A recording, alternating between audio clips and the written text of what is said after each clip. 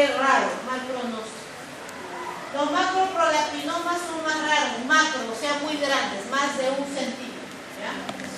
Los prolactinomas tienden a ser de mayor tamaño en los varones, ahí está, macroprolactinomas. Viene con compresión del nervio óptico, este es el nervio óptico, ¿ya? Y al haber compresión del nervio óptico, el paciente tiene ceguera en los laterales de los campos visuales. Se llama hemianopsia bitemporal, porque comprime esto, que es el quiasma óptico, ¿ya? Incluso hasta pueden romper la silla turca, en vez de crecer hacia arriba, supracelar, pueden crecer hacia abajo, infracelar, romper la silla turca, romper el seno esfenoidal y producir fístulas de líquido cefalorraquídeo. Cuando ustedes vean valores que van entre 25 a 100, los estudios han demostrado que usted ya puede sospechar que se trata de un macroadenoma, o sea, que debe ser grande, señor. Puede ser, la resonancia lo va a decir. Valores más de 100 microgramos por litro, sí son típicos de prolactinoma, o sea, si tiene una secreción limitada, puede ser un no funcionante grande. Si tiene una secreción muy alta, ya hablamos de un prolactinoma y generalmente son pequeñitos, ¿ya? Son chiquitos, son micros. Los prolactinomas producen galactorrea, además también producen hipogonadismo, hipogonadotrópico en el varón, generan pues pérdida del vello antropométrico, en la mujer generan anovulación, ¿ya? Clínica de infertilidad, oligomenorrea, doctor, no quedo embarazada, no puedo quedar embarazada. Y es muy raro los síntomas de compresión. Miren este prolactinoma grande, macroprolactinoma que ha crecido hacia arriba, supracelar, y también a los laterales paracelares con una amplia compresión del quiasma óptico, se ve una cinta ya nada más. Seguramente este paciente no ve casi nada, o nada, ¿ya? Da hipogonadismo, hipohipotencia, disminución de la libido, infertilidad, galactorrea y ginecomastia. Aunque eso es muy raro en los varones, pero puede pasar que le dé de 20 a 1. La acromegalia, nos vamos de la hormona prolactina hacia la hormona de crecimiento, también secretada dentro de la adenohipófisis, ¿ya? La hormona de crecimiento tiene muchas funciones, no solamente funciones de crecimiento óseo, tiene otras funciones de tipo metabólicas, tiene que ver con el metabolismo del azúcar, tiene que ver con el metabolismo, ¿no?, de los lípidos, la insulina, tiene múltiples funciones la hormona de crecimiento, aparte de generar crecimiento de los huesos largos, ¿ya? Parte de eso.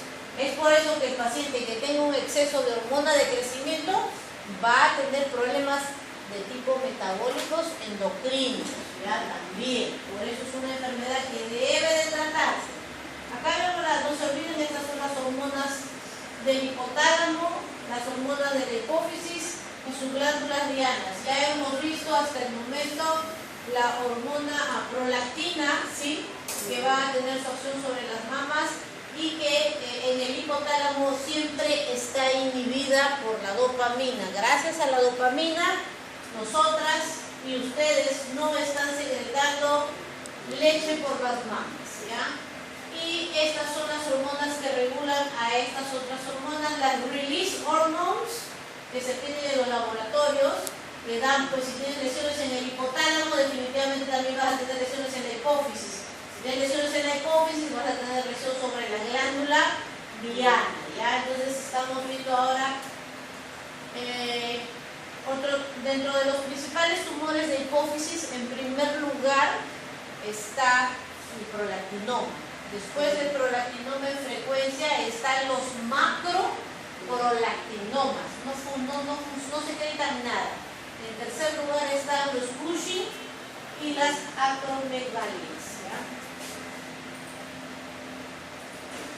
Muy bien, la hormona de crecimiento. Aquí, esta imagen del PORS, de fisiopatología, vean cómo la hormona de crecimiento tiene acciones de promoción de crecimiento que se van a estimular en el hígado. Miren, en el hueso y el cartílago va a hacer crecimiento lineal de los huesos largos. En los órganos van a tener una función de estimulación de actividad del órgano. En los músculos incitan al ingreso de proteínas, o sea, es una hormona anabólica para la proteína, es anabólica, significa que genera formación de proteína dentro del músculo, eso es bueno. Efectos de inhibición de la insulina. Bueno, tiene otros efectos contraproducentes. Si no hay insulina, el paciente que está realizando resistencia a la insulina y por ende va a tener hiperglicemia y por ende la hormona de crecimiento es una hormona diabetógena. Es una hormona diabetógena. Tejido adiposo. Incrementa la lipólisis. Claro, si incrementa la lipólisis está generando que vaya a hacerse una vía para formación de glucosa, hiperglicemia. Cuando nosotros no comemos 20 horas y yo te tomo en ese momento una hormona de crecimiento, va a estar elevada. ¿Es bueno? Sí, porque no estoy comiendo. Necesito generar lipólisis con no hiperglicemia, sino que haya glicemia en la sangre, ¿no es cierto? Y tiene también un metabolismo de los carbohidratos. ¿Por qué? Disminución del empleo de glucosa, claro, porque hay resistencia a la insulina. ¿Por qué? Porque ¿quién es el principal consumidor de glucosa en el cuerpo humano?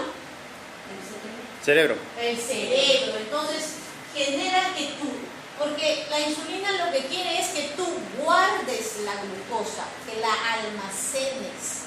Entonces, si hay una inhibición a la insulina, no usas el azúcar. No es que el azúcar, porque no se guarda en el músculo y no se guarda en el hígado, significa de que yo no estoy usando glucosa. No, más bien estás evitando que entre para que la use el cerebro. Porque no he comido 20 horas, ¿no?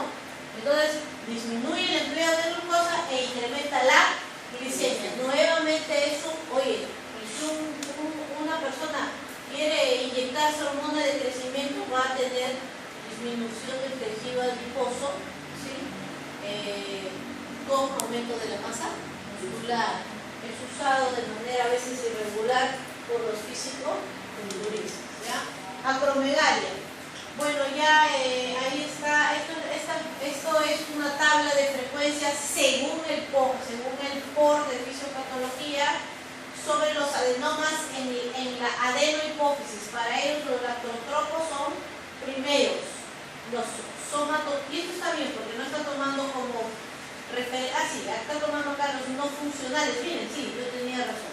No funcionales 25%, o sea, los adenomas, macroadenomas no funcionantes son la segunda causa más frecuente de tumor de la hipófisis. Primero es la prolactina, segundo son los no funcionantes, es una masa ahí que crece, simplemente crece y crece descontroladamente.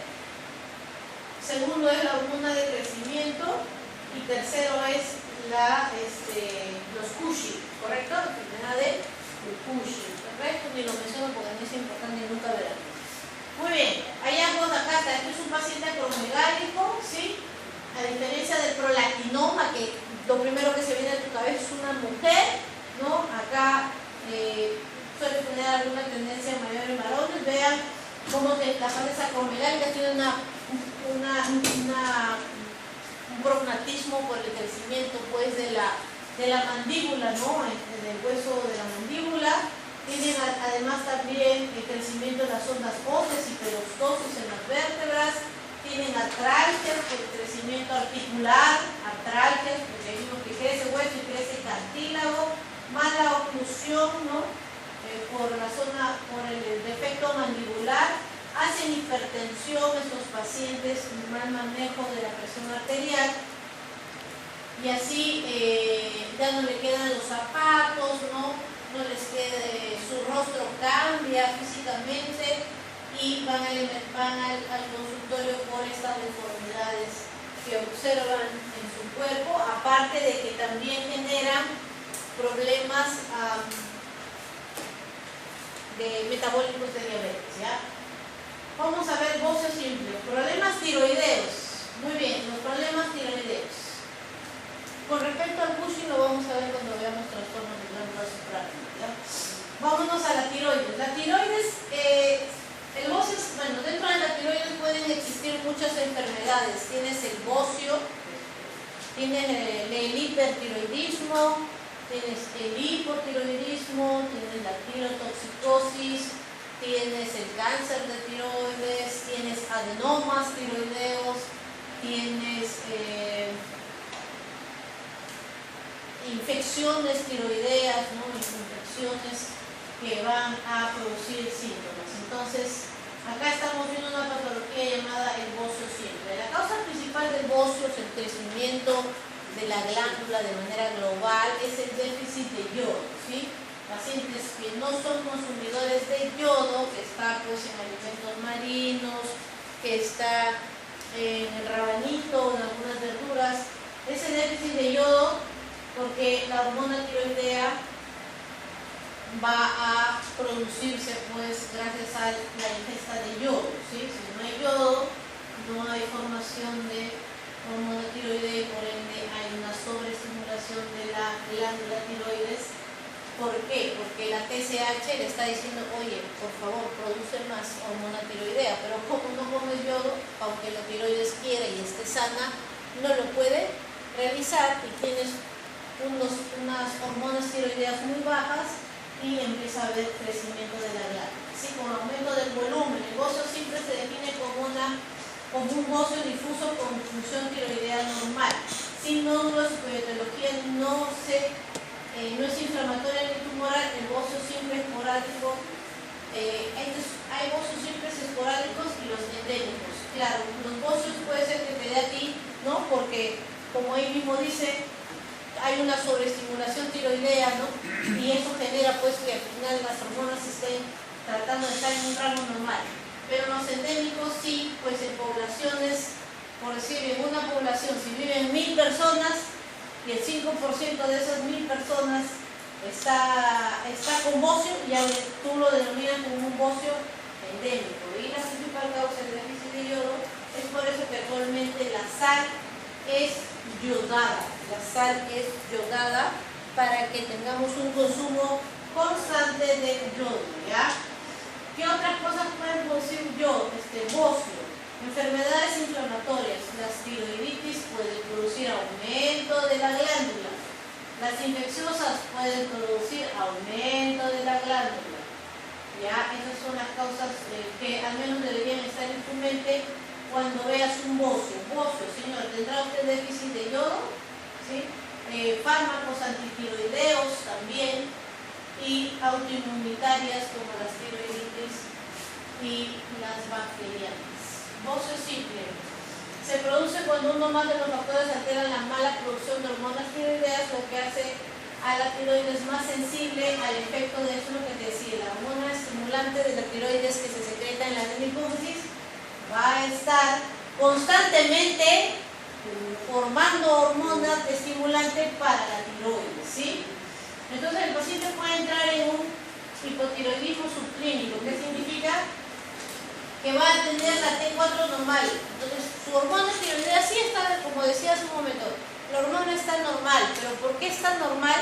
Porque la TSH se ha elevado para sobreestimular a los folículos a que trabajen más, para que ellos mantengan un valor normal, porque si ella no se elevara, el paciente sí tendría un hipotiroidismo, pero no lo tiene, sus valores están normales gracias a él, ¿ya? Pero si persiste y no se da una cura, ya puede llegar al hipotiroidismo primario por falla, pues una tiroiditis, por ejemplo, que no la curas, puede llegar a hipotiroidismo. Una autoinmunitaria, si no la curas, puede llegar a este nivel, puede ser que tú lo encuentres así, con valores normales.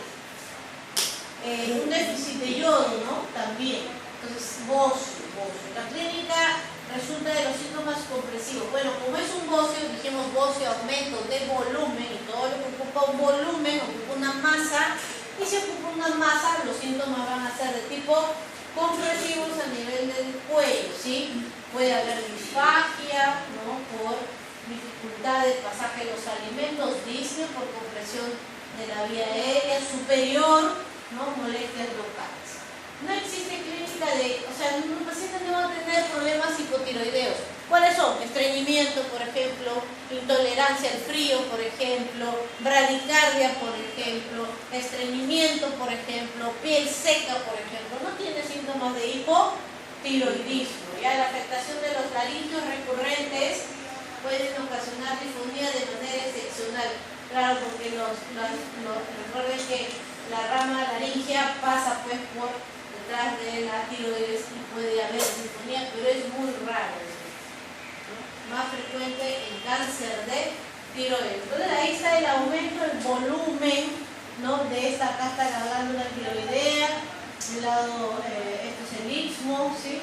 Y acá vemos pues el gran tamaño que ocupan. Suelen ser asintomáticos y si es que ya van a dar síntomas, pueden ser, ya dijimos, disfagia, disnea, ¿no?, y ronquera, etc. ¿Ya? Acá el libro de fisiopatología de la enfermedad también les muestra las posibles causas. Deficiencia del yodo, interfiere con la biosíntesis hormonal. Exceso de yodo, si comes demasiado yodo, bloqueas la secreción de la hormona también, por ambos lados, ¿ya? Los extremos nunca son buenos. Muy bien, dijimos medicamentosas, claro, recuerden que existen medicamentos para controlar la producción de hormona tiroidea, no todos los azoles, capazol, diamisol, metamizol, ¿no?, en exceso pueden generar. O sea, ya ven que la primera causa es alimentaria, la segunda es farmacológica, el litio también para pacientes con enfermedad bipolar, ¿no?, bipolar, le puede dar bocio, y otras causas ya dijimos pueden ser netamente tiroideas, ¿no?, tiroiditis, cánceres, bocios, Graves, el Graves también puede dar un bocio, ¿no? ¿Y el Hashimoto está considerado? Sí, también. La tiroiditis de Hashimoto también. También. Seguimos. ¿Por qué? Porque la inflamación crece y genera un bocio en esa zona. Manifestaciones de los estados tipo e hiper. Bueno, acá vean cómo es, qué síntomas tiene un hipertiroideo y qué síntomas tiene un hipotiroideo. ¿Quién baja de peso? ¿Quién sube de peso? ¿Quién suda? ¿Quién no suda? ¿Quién está estreñido? ¿Quién tiene diarrea? ¿Quién tiene bradicardia? ¿Quién tiene taquicardia? ¿Quién está somnoliento? ¿Quién está hiperactivo? Esa es la hormona, ya que la hormona tiene una función multiorgánica. La hormona tiroidea trabaja en todo tu cuerpo, en la piel, en el intestino, en el corazón, en el sistema reproductor, en el cerebro, en todos lados. En todos lados. El hipotiroideo, tasa metabólica disminuida. ¿Sube de peso o baja de peso entonces? Sube de peso porque no usa nada de disminuir. Incrementado, está sentado y está que quema grasa. ¿Sube de peso o baja de peso? Baja de peso, muy bien. Es muy sensible a las catecolaminas. Dice, hipertiroidismo incrementado. ¿Tendrá taquicardia o bradicardia? Taquicardia, pueden llegar a tener hasta fibrilación auricular estos pacientes, ¿ya? Es de bradicardia. Características generales, rasgos mixedematosos. Ya su compañero les ha explicado la fisiopatología del mixedema. Estos pacientes generan edema por fibrosis, ¿no?, en el tejido y van a tener pues esas fases mixedematosas, ¿ya? Voz ronca, engrosamiento de la voz. Hipertiroidismo, tiene enfermedad de exoftalmos, ¿no?, por reacción inmunológica en la grasa retroauricular. Y así pueden, retraso mental, mira, este está irritable, ansioso, inquieto, ¿sí? Función cardiovascular, gasto cardíaco disminuido porque hay bradicardia, gasto cardíaco elevado porque hay taquicardia. El hipotiroideo está constipado, es de estar que va al baño cada rato. Ya les conté la historia de mi familiar, diarrea, pensaban que era una infección intestinal viral. No era piper, una tormenta tiroidea, ¿ya? Y así, pueden hacer cabello, interesante. Perdón, piel y cabello. Estos pacientes sudan, están sentados, están que sudan, bajan de peso.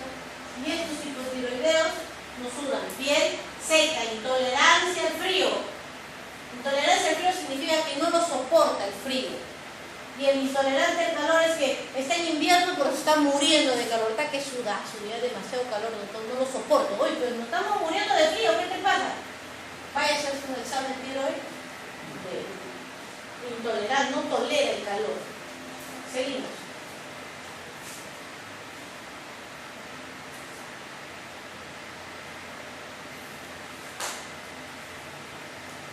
El hipotiroidismo.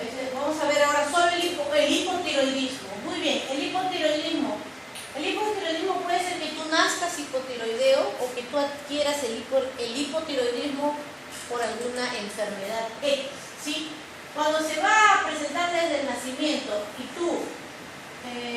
tú no le das tratamiento, entonces al final ese niño va a ser un niño que va a tener cretinismo, ¿sí?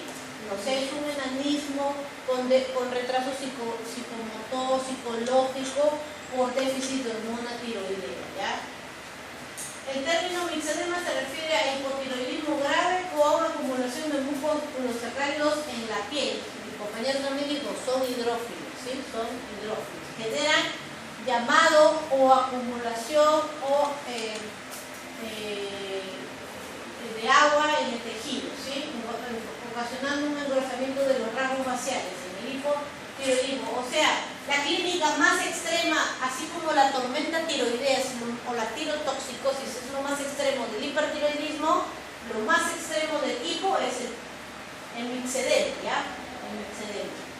Las causas tiroideas, la mayoría son por hipotiroidismo primario. Ya hemos dicho que puede ser primario, secundario o terciario. Qué raro el secundario, yo en mi vida nunca jamás he visto. Terciario sí he visto por cirugías a nivel de hipófisis, ¿ya? Cirugías hipofisiarias, síndrome de Sheehan, por ejemplo, en las parturientas, también neurocirugía, que se operan tumores diencefálicos, tumores de hipófisis, ¿ya?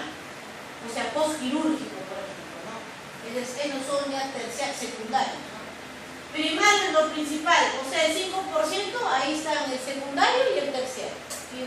Y menos del 5% ahí está, son hipotalámicos o hipofisiarios. La causa más frecuente a nivel mundial, ya dijimos, déficit de yodo. En los países desarrollados como Europa, por ejemplo, como Alemania, España, etcétera, esta enfermedad de tipo autotiroidismo, ¿ya?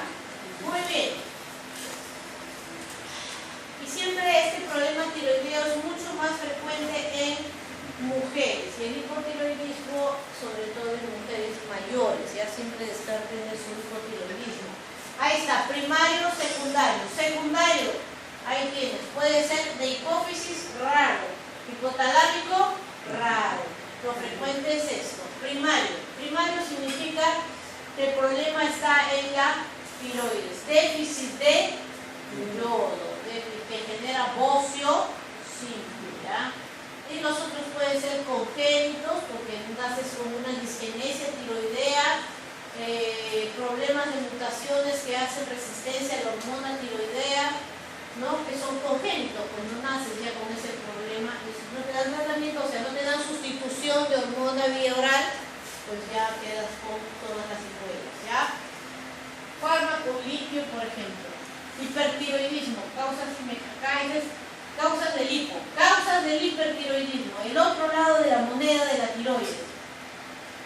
Ahí tienes de cabeza la enfermedad de Graves, que es una enfermedad de tipo autoinmunitaria, ¿no? Que va a estimular a través de anticuerpos citotóxicos la generación de secreción de hormonas tiroideas, ¿ya? Tenemos el bocio multinodular tóxico, en donde hay múltiples nódulos que van a secretar hormona tiroidea. Son frecuentes en ancianos, ¿ya? Generalmente ancianos.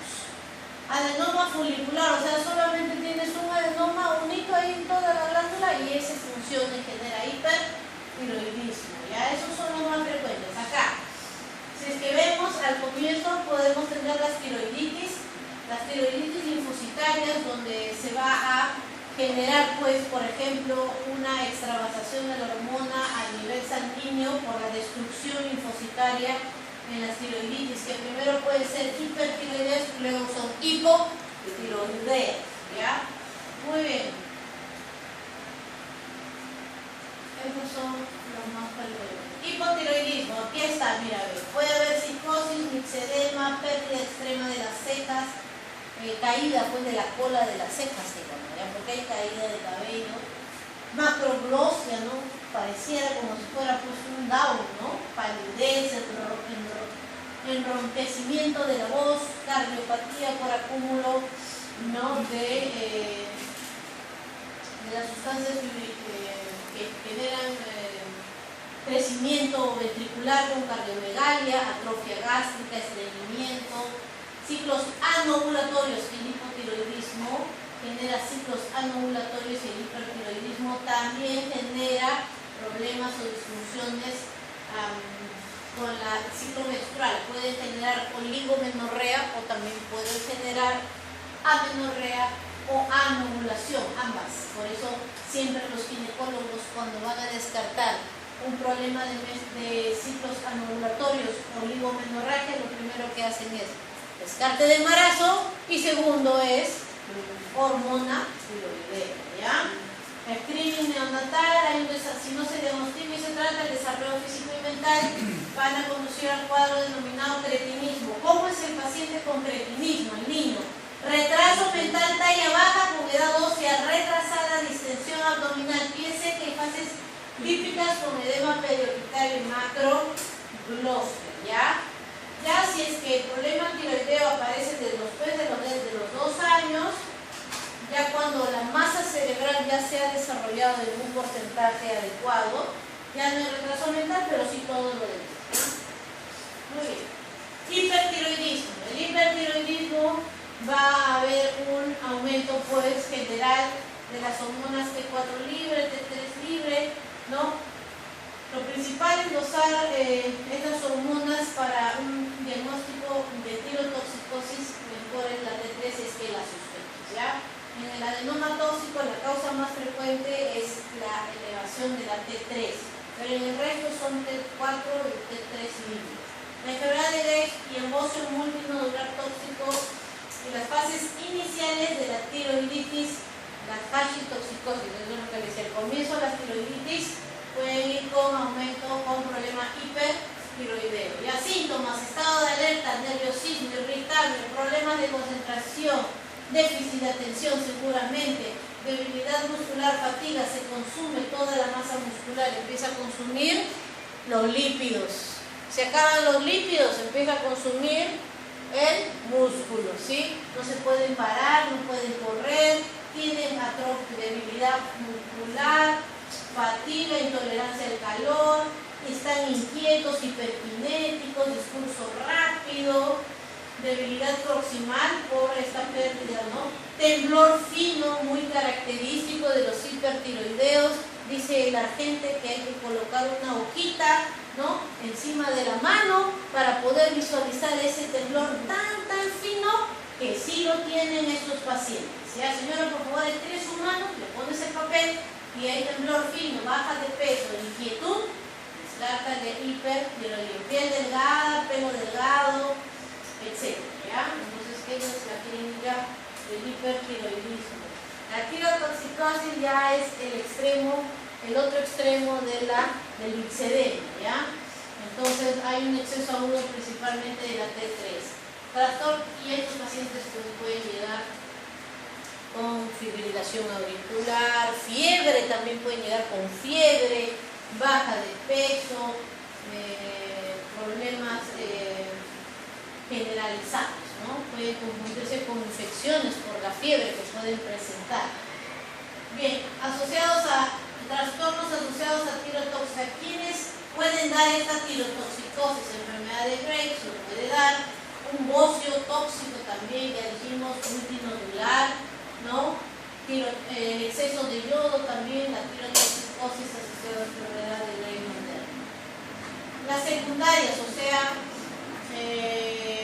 que no están asociados netamente a la glándula tiroides, un adenoma hipofisiario secretor, qué raro, nunca en mi vida he visto, en frecuencia también ponen ahí. O sea que la hipófisis produzca tanta TSH que te va a dar una tirotoxicosis.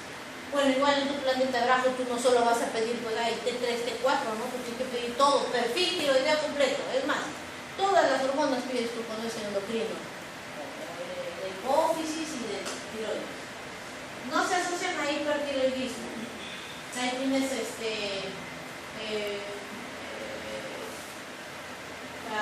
las infecciosas, ¿no? Las granulomatosas, las tiroiditis linfocitarias. Muy bien, acá ven esta imagen del Rubin de patología, ¿no? Una comparación de la enfermedad de Graves, que es una enfermedad de hipersensibilidad, y la tiroiditis de Hashimoto. ¿Ya? Los linfocitos TCD4 estimulan a los linfocitos, acá, a los linfocitos B estos linfocitos B, ¿no?, que son estimulados por este TCD4, le dicen, oye, usted ya actívese y produzca los anticuerpos. Estos anticuerpos van a marcar, pues, ¿no?, hacia el tirocito, ¿no?, y lo van a marcar, y entonces una vez marcados y con la inmunoglobulina, además también los linfocitos T citotóxicos van a ir a producir la muerte celular, y el no haber tirocitos definitivamente pues no va a haber, en esta tiroiditis de Hashimoto, no va a haber hormona tiroidea, ¿no? Acá. Y enfermedad de Hashimoto del Atlas de Fisiopatología.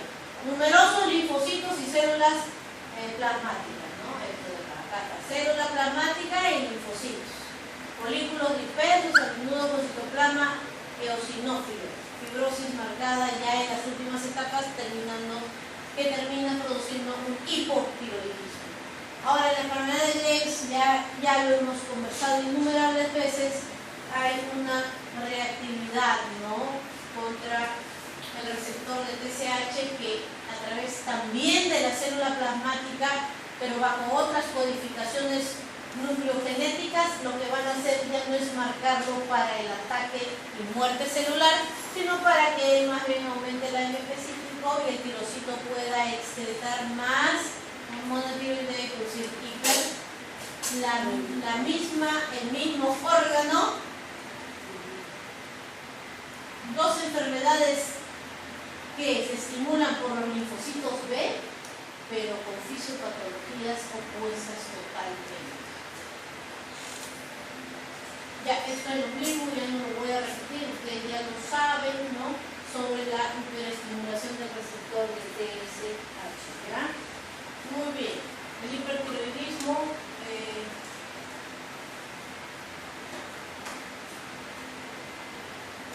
bueno, ya saben que a nivel de la órbita ocular una característica es el exoftalmos, ¿no? A veces no pueden terminar de cerrar el párpado, pueden producir lesiones de la conjuntiva, de la córnea, ¿sí?, por un ataque, se presume un antígeno común entre la grasa retroorbitaria y un antígeno que está en los receptores de TSH, pues, ¿no?, que va a generar esta clínica en la grasa retroauricular.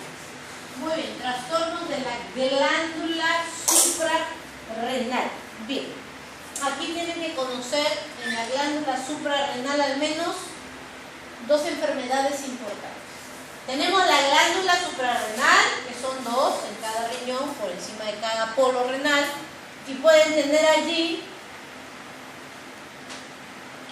tienen allí a la corteza y a la médula. Hay enfermedades que van a surgir de la médula suprarrenal.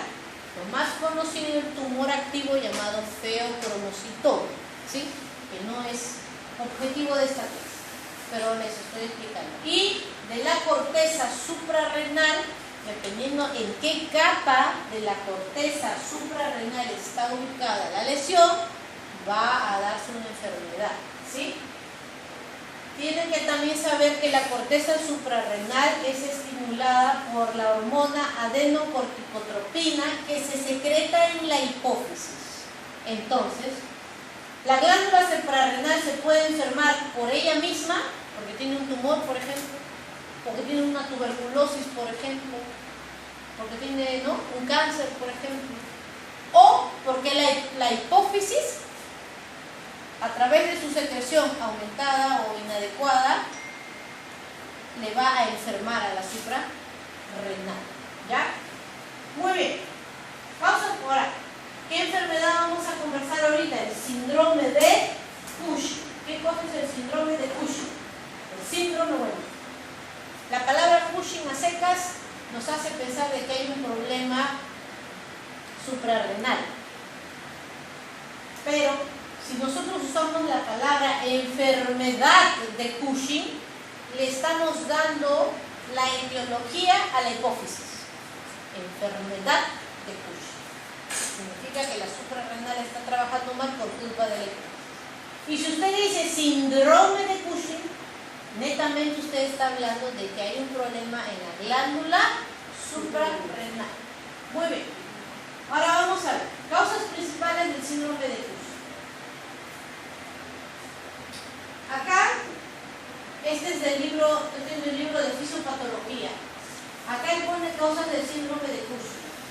que no sería correcto porque ya actualmente decimos que el síndrome de Cushing solamente es un problema de tipo hipofisial, ¿ya? Que sería este de acá. Así que esto olvídenlo. Vamos a ver las clasificaciones que hay de los problemas cushinoides, ¿ya?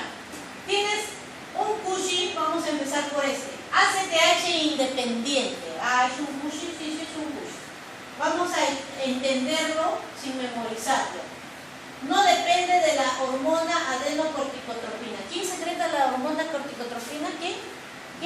La hipófisis. La hipófisis. La hipófisis. Entonces, la ACTH independiente, ¿en dónde radicará el problema? ¿En la hipófisis o en la suprarrenal? Hipófisis. No, puede. Independiente. Lo que tú puedes decir, independientes y que no depende suprarrenal.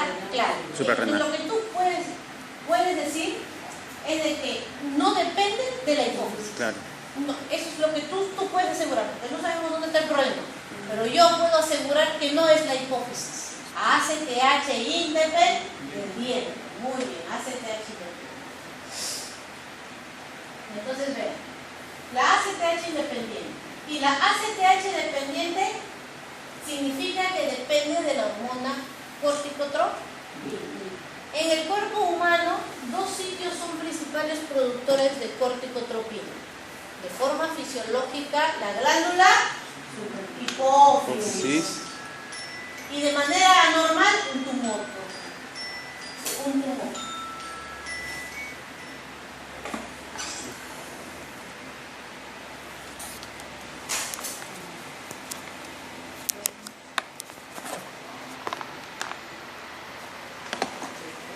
Ya, seguimos. Entonces, el ACTH dependiente, está dependiendo de la hormona corticotropina. Entonces, ¿quién secreta la corticotropina? La hipófisis. La hipófisis regularmente. Y si no es la hipófisis, tendrá que ser una secreción por algún órgano que no es la hipófisis lo está secretando. ¿Se puede dar eso, doctora? Sí, claro, en los cánceres. Entonces, esos son los dos ACTH dependientes, ¿ya?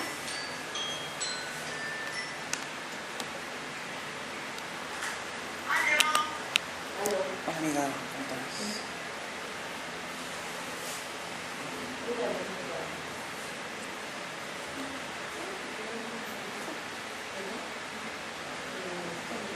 le dije a la doctora Rubio, sí, le expliqué que yo he estado de guardia de noche, que tenían que pasarle visita a ese paciente. Me he tomado el tiempo de explicarle y ellos ya saben que ellos tienen que pasarle visita porque yo no estoy muy bien. Y digo, ay, doctora, entonces lo vamos a pasar igual, sí, ya le repito, entonces por favor exija lo que cumpla de lo que yo le he dicho en la mañana. No se preocupe, ya, listo. Ya, seguimos. Entonces, un tumor de hipófisis, ahí viene, sería un adenoma hipofisiario, productor de ACTH dependiente. Muy bien, son el 68% de los casos, generalmente entre 20 y 40 años. Ahora, el ACTH ectópico, 15%. Son pacientes que tienen cánceres, ya cánceres de pulmón generalmente. Los que hacen Cushing por hormona, por problema hipofisiario, son los Cushing característicos, obesidad, ¿no? Centrípeta, abdominal, con pérdida de lipólisis, brazos, piernas, cara de luna llena, resistencia a la insulina, estrías rojo-vinosas, etc. Ese es el Cushing clásico. Esto de acá tienen un cáncer de fondo. ¿Tú crees que va a estar todo panzón, todo gordo? No, es un Cushing atípico, pues está flaco, está canceroso, un cáncer maligno, ¿no? Entonces no es un Cushing de tipo típico. Y los que son ACTH independientes significa que no dependen de la hipófisis o de algo que lo produzca, entonces dependen de la... es un Cushing por producción de la glándula propia suprarrenal, ¿ya? Ese es el Cushing. Un adenoma, ejemplo, un adenoma de la corteza suprarrenal productora de cortisol. Aquí están las tres capas de la corteza suprarrenal, ¿no? Tiene la cápsula más externa que es la glomerular, la intermedia que es la en la reticular, ¿ya? En la glomerular ahí se producen mineralocorticoides y en la fasciculada ahí se producen los glucocorticoides, ¿ya? Y en la reticular ya la dihidroepiandrosteroniol. Enfermedades principales. Bueno, ¿se puede enfermar esta glándula? Sí. Puede hiperfuncionar, ACTH independiente, o puede tener insuficiencia suprarrenal, cualquiera de las dos. La enfermedad de Cushing por una hiperfunción de la corteza suprarrenal, o más bien una abolición de la producción de la corteza suprarrenal. Tienes hiperfunción de la corteza, hiperplasia bilateral, exceso de ACTH, ya dijimos, ACTH. Adenomas, exceso de ACTH como ¿quién? Por ejemplo, la hipófisis, cáncer de pulmón, ¿sí? Adenomas de la misma hipófisis que producen un exceso de corticoides, ¿ya? Muy bien. Hipofunción de la corteza, el otro extremo. En nuestro país es la infecciosa tuberculosis. En Europa será se acabó. Y de nacimiento puede ser también congénita, hipoplasia suprarrenal congénita. Muy bien, síndrome de Cushing. Vean acá. Tienes adenomas corticotropos, un adenoma corticotropo o hiperplasia corticotropa. No importa, los tres forman mucho ACTH, porque tienen un tumor ahí, ¿sí? Y tienes los otros lados, mira, el que es, ¿esto produce ACTH sí o no? Sí, ¿esto produce ACTH sí o no? ¿Ah? Sí. Cáncer sí. Entonces estos son ACTH, ¿qué cosa? Dependientes. Acá corrige. ACTH dependientes. Mira que, ¿están estimulando o no la corteza? ¿Sí? Si yo por acá te dibujo una corteza sola como un tumor, eso es ACTH independiente, ¿ya?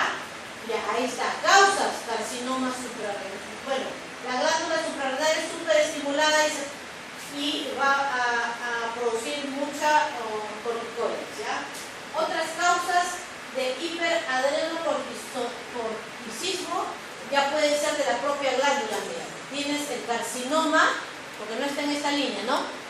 El carcinoma suprarrenal o un adenoma córtico supra, o sea, son ACTH independientes, no, estos son ACTH dependientes, y todos estos son independientes.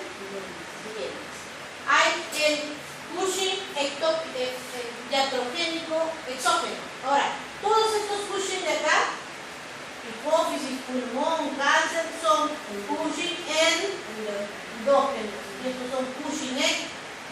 ¿Por qué, doctora? ¿Por qué le voy a provocar Cushing a mi paciente? Sí, pues si tiene lupus y solo existía prednisona, tenías que darle, ¿no? Si tiene artritis reumatoide y en ese año 1930 solo existe prednisona, tienes que darle, ¿no? Cushing, iatro. Muy bien. Ahora ya pues existen ya la prednisona, eso ya no, pues no, existen otros tratamientos, anti-TNF, anti-linfocito, todos los isumab, leflunomide, etcétera, etcétera, ¿ya? O sea, terapias biológicas. Metrotexato también. Síndrome de Cushing. Vean ahí. El Cushing, si es independiente, viene de la glándula suprarrenal, ¿ya? Obesidad, pérdida facial, cara redonda de luna llena, sin líbido, piel fina, no hay crecimiento en los niños, irregularidad menstrual, hipertensión por estimulación de la zona glomerular, ya que los corticoides en exceso también son recibidos y receptados por la corteza glomerular, y allí está la aldosterona, así que producen reabsorción de sodio y agua y producen hipertensión arterial, hirsutismo y la redistribución de la grasa corporal, ¿no? De manera centrípeta abdominal con estrías rojo-vinosas, ¿ya? Muy bien, este cuadro les muestra lo mismo. Si es que piensan o sospechan de un Cushing, ¿será dependiente o independiente? Porque actualmente se clasifica así. ¿Dependerá o no dependerá? Muy bien. Le dosas cortisol, si el cortisol es correcto y elevado continuamente según todo este protocolo que no nos interesa mucho, lo que nos interesa es que ya hemos determinado que sí tiene cortisol o hipercortisolemia, entonces debemos determinar si es dependiente o independiente. Si tú le dosas ACTH a ese paciente y su ACTH no tiene menos de 5, o sea, está suprimido, es un ACTH que no es la causa porque está suprimido, pues es independiente. Si es independiente, tu plan de trabajo te hace sospechar que su problema no está en la hipófisis y su problema no está en el pulmón. Probablemente, ¿dónde está? En la glándula entonces le pido una tomografía abdominopélvica o abdominal contrastada para buscar el tumor, cáncer, por ejemplo, o un adenoma funcional. Pero no, doctora, está normal, un poquito elevada o elevada. Está normal o elevada, no está suprimida, entonces tú dices, o sea, depende de la culpa de la ACTH. Entonces, ¿esto será un Cushing por hipófisis o es un Cushing que viene de un cáncer ectópico? Porque este es un Cushing ACTH dependiente. Entonces ya pues le ingresas 8 miligramos de dexametasona, es un corticoide, ¿no? Es una alta dosis, 8 miligramos es un montón. Le inyectas. Si cuando tú le inyectas esos 8 miligramos de corticoide, tú ves que el cortisol se suprime, significa que algo está haciendo de que ha sentido que hay tanta dosis de corticoide que la hipófisis se ha sobreesforzado y ha dicho, oye, ya pues como que suprime, ¿no? O sea, para un poco de producir tanto corticoide. Si se suprime el cortisol y se estimula obviamente la ACTH, entonces algo de función hay en ese tumor, porque las corticotropas ocupan un espacio en la hipófisis y no todas están enfermas, seguramente un porcentaje de ellas. Y ese pequeño porcentaje que queda son las que ayudan a suprimir algo y tú dices, no, sí ha suprimido, entonces es un problema hipofisial. Si el cáncer es malo, no le importa a nadie, no le importa nada, es unas células aberrantes, así tú le inyectes 100 gramos de dexametasona, no le interesa, él sigue produciendo su ACTH como él le da la gana, porque no tiene un feedback, ¿sí? Entonces, si no suprime, le pides en tu plan de trabajo una tomografía de tórax y abdomen para buscar un tumor productor de ACTH ectópico, ¿ya? Muy bien. Acá hay un tumor de glándula suprarrenal. Hiperplasia suprarrenal congénita. Bien, la deficiencia de la 21-hidroxilasa, que es esta de acá, que es para que funciona, ¿no?, en este complejo enzimático para la producción de mineralocorticoides, la 17 y 21 que funcionan para la producción de glucocorticoides y la desviación hacia la aldosterona para esteroides sexuales. ¿Qué pasa? Estos niños nacen con una deficiencia de la 21-hidroxilasa aquí y aquí. Por ende, cuando el colesterol que luego se va a producir a pregnenolona para que de él derive todo esto, tú produces aldosterona, cuando tú no comes 8 horas, no te estás muriendo, no estás convulsionando, no estás en hipoglicemia. Tu glándula suprarrenal produce colesterol, pregnenolona, hidroxila y formas glucocortisol. Entonces, mantienes. ¿Qué hace el glucocorticoide? Pues mantiene la glicemia normal, ¿no? ¿Sí? Mantiene la glicemia normal. Si tú estás en tu etapa reproductiva, necesitas testosterona para tus cambios hormonales, se desvía por ahí. Si no, imagínate que no has tomado agua todo el día, por X motivo. Estás en el desierto. Se activan las mineralocorticoides. Entonces son fisiología. Pero si tú no naces con esta enzima, nunca se va a formar esto y nunca se va a formar esto. Pero esto se sigue formando. Entonces todo se va para acá y vas a estar con alta testosterona. niña con genitales androgenizados, clítoris de gran tamaño, ¿no? Con labios que parecen escrotos, ¿no? Acá aparece toda la formación de un genital masculino, ¿ya? Hiperplasia suprarrenal congénita. Muy bien. Otra causa de daño de la corteza es la insuficiencia suprarrenal. En nuestro país, ya dije, ¿cuál es la principal causa? En el Perú, ¿ya? Infecciosa. Tuberculosis. La tuberculosis en este país. ¿Y en el mundo cuál es? Y autoinmunitaria. Muy bien. ¿Cuáles son los signos? Oye, ¿qué pasa si no tengo glucocorticoides? ¿Qué pasa si no tengo aldosterona? No tengo andrógeno, etc. Dice anorexia y pérdida ponderal. Claro, porque no tienes glucocorticoides. Fatiga y debilidad, definitivamente. Síntomas de arritmialgia, artralgia, dolor, hipotensión ortostática. Mira, no tienes mineral. Hiponatremia, no funciona la aldosterona. La aldosterona, ¿qué hace? Retiene sodio, agua y excreta potasio, ¿ya? Y sí, excreta potasio. Estos pacientes, dependiendo, si es primaria, 85 al 90%.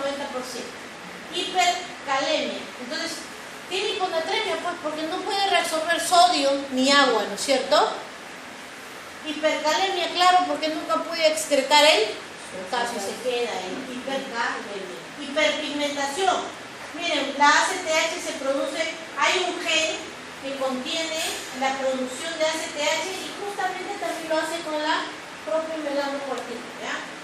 Entonces, esta hormona estimulante de los melanocitos se producen juntos. ¿Y qué pasa? Si yo tengo insuficiencia suprarrenal, ¿cómo va a estar la ACTH? ¿Elevada o disminuida en el examen de sangre?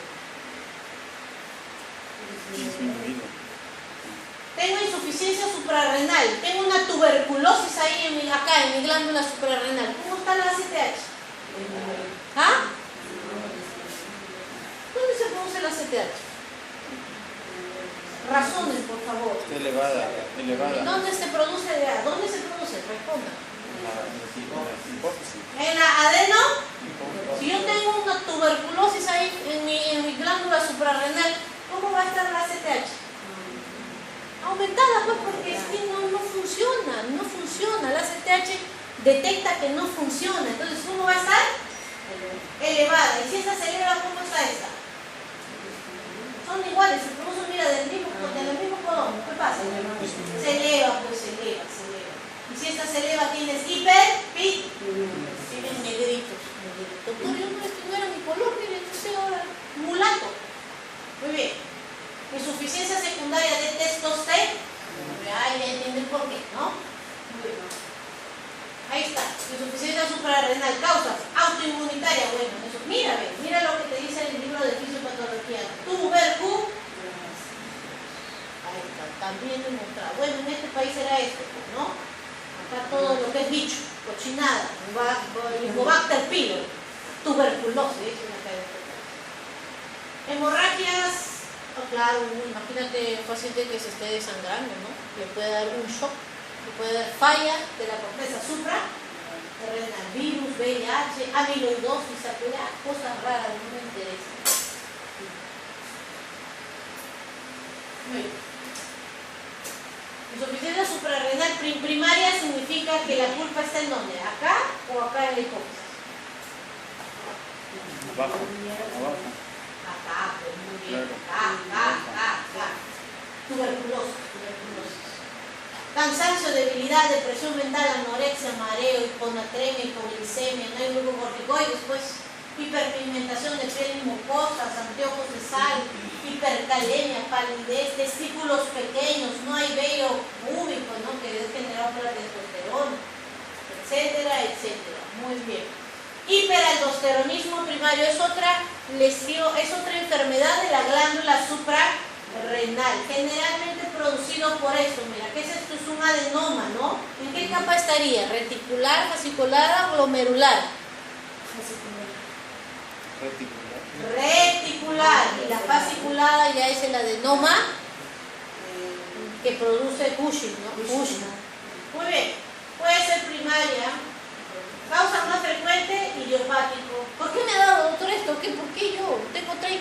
soy hipertenso, ¿cómo voy a tener 200 de presión? Así le tocó, señor. Pórtese bonito, pórtese bien. Se portará mal, seguro. O seguro, si eres ya muy creyente, son los castigos de sus generaciones antepasadas, señor. Brujería. Ah, sí, o brujería como también. Brujería. No, me han hecho daño. Así se lo pone, me han hecho daño. Segunda causa más frecuente, adenoma. Causas infrecuentes, que sea pues producido por base terciorrado, ¿ya? Hay mucha aldosterona. La aldosterona, ya dije, reabsorbe sodio y elimina. Y si carga sodio, carga agua, ¿no? Si carga agua, hay un aumento del volumen intravascular, aumento de la presión intracránea, aumento de la presión arterial. Muy bien. Ahí está, lo lees con detenimiento, mira cómo está en una insuficiencia y en un hiperaldosteronismo. Eso te puedo creer. Ahí está, hiperaldosteronismo. Mira, ve, ¿qué te puedes tocar? Adenoma de la corteza suprarrenal. Bueno, esto se ve, depende, pues será un adenoma productor de glucocorticoides o será un adenoma de aldosterona. Lo sabemos, seguramente la clínica nos va a decir, y la patología también, ¿no? Causas de hiperaldosteronismo: adenoma suprarrenal secretor de aldosterona, hiperplasia bilateral de la zona, ¿qué zona? Glomerular. Ay, doctora, pero los glucocorticoides, sí te dije que el Cushing también puede dar hiperaldosteronismo, porque el Cushing también estimula los receptores de aldosterona. Secundario, un infarto renal, ¿no? O sea que la arteria renal que tiene ramas hacia la suprarrenal pues, ¿no? Trastorno del páncreas endocrino. Muy bien.